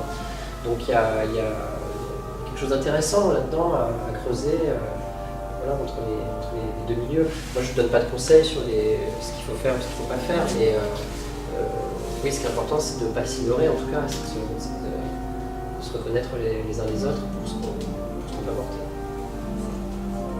Sur la question de l'engagement. Allez, oui. J'avais une micro-question sur l'usage, enfin j'avais une grande question sur les couleurs, mais vous y avez en partie répondu, mais une micro-question, c'est est-ce que c'est une manière quelque part de ressusciter une lumière orientale d'un Orient perdu? Donc on revient aux origines, mais surtout aux méta discours qui sont dans vos préfaces ou dans les commentaires qui accompagnent les œuvres, et puis toujours à travers ces discours qui accompagnent vos albums, vos ouvrages, c'est celle de l'engagement. Est-ce que vous vous sentez engagé, parce que certains de vos préfaciers, Dominique Roland, etc., disent oui, mais il rend âge, il témoigne, il fait vivre, donc est-ce que vous êtes un auteur engagé? C'est de nouveau la sincérité, quoi. C'est comment dire ça, le fait de voir des choses qui me semblent être injustes et d'en parler, ça peut être la définition de l'engagement. C'est juste de ne pas fermer les yeux et puis de se dire là il y a quelque chose qui m'est intolérable, alors je vais en parler, ou il y a quelque chose qui me touche et je vais en parler. Et donc l'engagement, c'est d'abord une sincérité, c'est pas un engagement politique à proprement parler, c'est pas une revendication la seule revendication, c'est d'apporter un peu plus de connaissances autour des sujets qui me sont chers. Après, la question de la couleur, là, parce que j'aimerais bien y revenir, en fait, c'est tout à fait ça. La couleur, elle est là pour retranscrire une atmosphère. Et ça, j'ai découvert ça en allant à Hanoï, en faisant le carnet de voyage, enfin le BT carnet de voyage, carnet de saison, ça a été intitulé par un éditeur. C'est pas moi qui trouve le nom. On peut le voir aussi par rapport à votre voyage aux États-Unis. Voilà. Les couleurs, en fait, après c'est ce que j'utilise régulièrement, mais ce que j'ai découvert à Hanoï, c'est qu'il y avait des sensations liées aux couleurs dans certains quartiers, dans certaines rues, dans certains lieux. Et je me suis posé la question quand j'ai fait un automne à Hanoï, de comment rendre ces atmosphères. Et comme on a alors le son avec les onomatopées, oui, mais l'odeur, la température, le goût, en fait, c'est dur de faire en BD, donc j'essaie d'utiliser la couleur. Ça ne marche pas toujours, mais des fois il y a des impasses, hein, mais la couleur c'est bien pour rendre ce côté sensoriel. Donc il y a souvent dans mes BD des espèces de rappels de l'Asie vietnamienne, en tout cas pétaradante de couleurs qui s'insinue. Et donc là, le monsieur, il a un jardin à Aix-en-Provence, mais le jardin est tellement vif et coloré que c'est un petit bout du... Oui, c'est ce que j'allais vous dire, on n'est pas à Hanoï, on est en France. Donc... Voilà, on est à Aix-en-Provence, mais il y a un petit bout du Mékong qu'il a reproduit dans son jardin à Aix. Donc la couleur, elle me sert à ça, à créer des ambiances, et avec ce goût de retrouver l'atmosphère vietnamienne. Oui, puis vous êtes dans la conversation, hein, donc il ouvre la bouche, il témoigne, il parle de lui, et quelque part, les couleurs explosent et vous n'êtes plus en France en fait. Hein. Oui, c'est ça, l'idée c'est d'être porté, par sa voix, comme par les pages de BD, pour aller dans un ailleurs qui peut être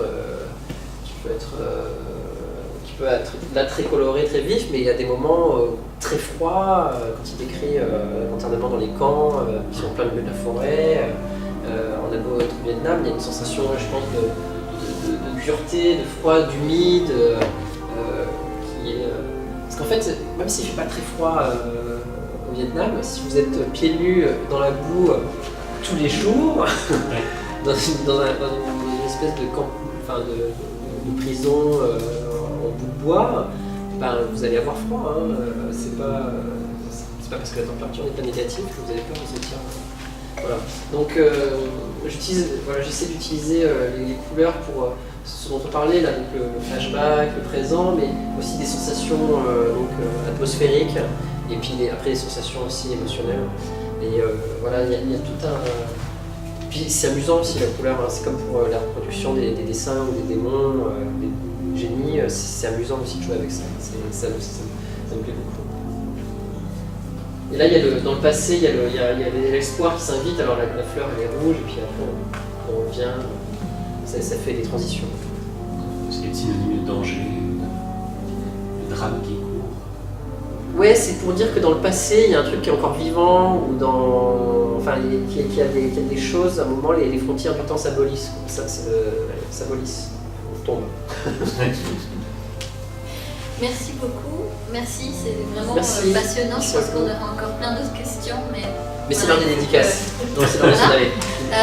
Donc oui, je propose, s'il y a des questions, d'abord. Oui, j'ai peut-être juste une question sur notamment l'image où on voit donc le mari de la jeune femme qui est représenté comme un crapaud. Oui. Les hommes sont souvent représentés comme des crapauds. Est-ce que ça représente la prospérité, puisque les crapauds représentent la prospérité dans les maisons, puisque ce mari-là leur apporte une prospérité, ou est-ce que c'est plutôt le côté monstre non voulu? Alors, la réponse, elle tient aussi il y a plusieurs aspects. Alors, la prospérité, ça je me suis dit, le crapaud, si elle voit son mari avec une tête de crapaud, certes il est laid, mais c'est le crapaud de la prospérité, donc ça va être engageant pour elle, parce qu'elles sont, comme je disais à Ascension, elles sont actrices, hein, elles ne sont pas uniquement victimes, même si elles ne comprennent pas forcément ce qui leur arrive, elles agissent, ces jeunes femmes. Donc je me suis dit, le crapaud c'est bien, c'est le symbole de la prospérité, et aussi tout simplement c'est le crapaud qu'on embrasse et qui devrait se transformer en prince charmant, quoi. Sauf que là, la transformation n'a pas lieu, et puis le crapaud il a cet aspect, oui, il est un peu il est repoussant, quoi. Donc il y a plusieurs quand je suis sur ma table comme ça, il y a plusieurs idées qui me passent par la tête, et à un moment, quand ces idées semblent converger, je me dis, ben, c'est bon, lui, il va avoir une tête de crapaud. Donc, alors j'ai fait des recherches, hein, j'ai des planches de recherche. Avant, les planches ne sont pas tout de suite comme ça passe pas. En fait, il y a le carnet que je vous ai montré tout à l'heure. Après, il y a plein de recherches, des feuilles volantes qui disparaissent après dans les murs de l'atelier. Et après, il y a des planches finalisées que vous voyez dans l'album. Et dans les recherches, j'avais fait vraiment plein de recherches de têtes, des caractère design, on appelle ça, des différents personnages. Et donc, j'avais essayé plein de choses différentes, et puis à un moment il y a un dessin qui sort, on se dit là c'est bien. À un moment il y a un crocodile aussi avec un petit masque ridicule. Ça vient plus de Miyazaki dans le voyage de Chihiro, où il y a une espèce de personnage comme ça qui a un masque, en fait derrière c'est un monstre un peu perdu d'ailleurs, mais là je ne vais pas donner cette dimension sensible, c'est vraiment une espèce de crocodile qui essaye de se cacher derrière un masque qui est beaucoup trop petit pour lui.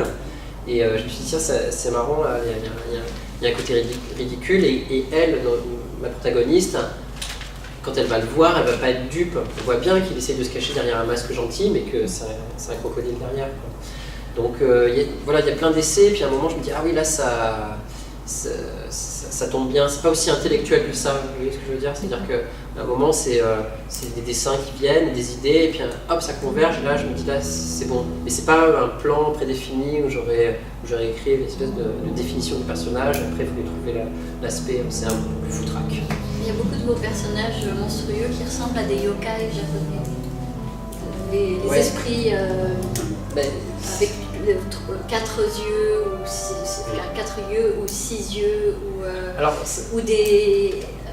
une bouche sur le ventre, c'est vraiment... Mais en fait ça ressemble à des yokai, mais ça vient pas des yokai, ça vient vraiment pas des yokai, ça vient des temples bouddhistes taïwanais. Oui, mais ça se rejoint en fait, les esprits... ça se rejoint, mais moi mes personnages viennent vraiment de l'Asie du Sud-Est, ils viennent vraiment de ce que j'ai vu dans les temples vietnamiens et dans les temples taïwanais. C'est un imaginaire un peu asiatique, si je puis dire. Voilà, en fait. C'est ça. Et après, ça dérive au Japon vers les yokai, mais qui sont presque un côté plus mignon. Ouh, les vrais yokai. Ouais, parce que moi je vois les ceux de Mizuki. Oui. Mais ici, on va presque rajouter une couche, c'est-à-dire, voilà, on a des animaux, on est presque dans la fable. Ça pourrait être la colombe et le crapaud. Alors j'aime beaucoup La Fontaine. Voilà, et après on se dit, oui, mais où est la morale? Quelle morale tirer de l'histoire? Parce que comme vous dites, ces femmes, elles sont acteurs, actrices, de leur vécu aussi. Et où placer le noir, le blanc et... Là, j'ai envie de dire, c'est au lecteur c'est le travail du lecteur, ça. Moi, je lui livre tout ça, et maintenant, la morale, contrairement à La Fontaine, je ne la donne pas, c'est au lecteur de la trouver. Hein. Il est bien actif. C'est La Fontaine postmoderne. C'est un bon. Bon, merci beaucoup. Merci beaucoup. Merci.